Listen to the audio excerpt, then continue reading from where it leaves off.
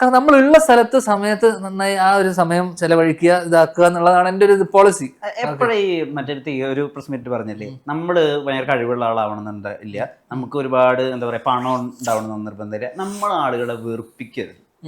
ഇത് എപ്പോഴാ ഒരു റിയാലിറ്റി ആയിട്ട് ലൈഫിൽ ഹിറ്റ് അടിച്ചപ്പോഴാണ് നമ്മൾ നന്നായി നിൽക്കുക എന്നുള്ളതാണ് പ്രധാനം. അത് എന്തെങ്കിലും പ്രത്യേകിച്ച് കാരണമുണ്ടോ? പ്രത്യേകിച്ച് കാരണമെന്ന് വെച്ച് കഴിഞ്ഞാൽ നമ്മൾ ചുരുങ്ങിയ കാലയളവല്ലേ ഈ ലോകത്ത് ജീവിക്കുന്നുള്ളൂ, മനസ്സിലായില്ലേ? ഇത്രയും ഇതൊക്കെ ഒരു റിയാലിറ്റി അല്ലേ. നമ്മളിപ്പോ ഇത്രയും കുറഞ്ഞ കാലയളവിൽ ഇത്രയും ഇനി നാളെ നീ ചത്തു, ഓക്കെ.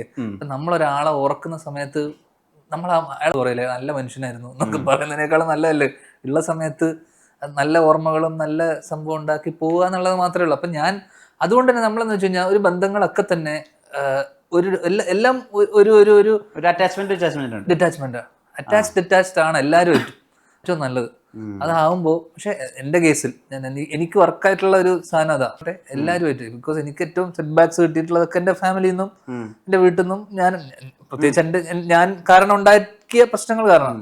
അപ്പൊ അന്ന് തൊട്ടൊക്കെ നമ്മൾ ഒരു കാലയളവ് മുഴുവൻ വളരെ ഒറ്റപ്പെട്ടും ഒറ്റയ്ക്കും ജീവിച്ചിരുന്ന ഒരു കാലമുണ്ട്.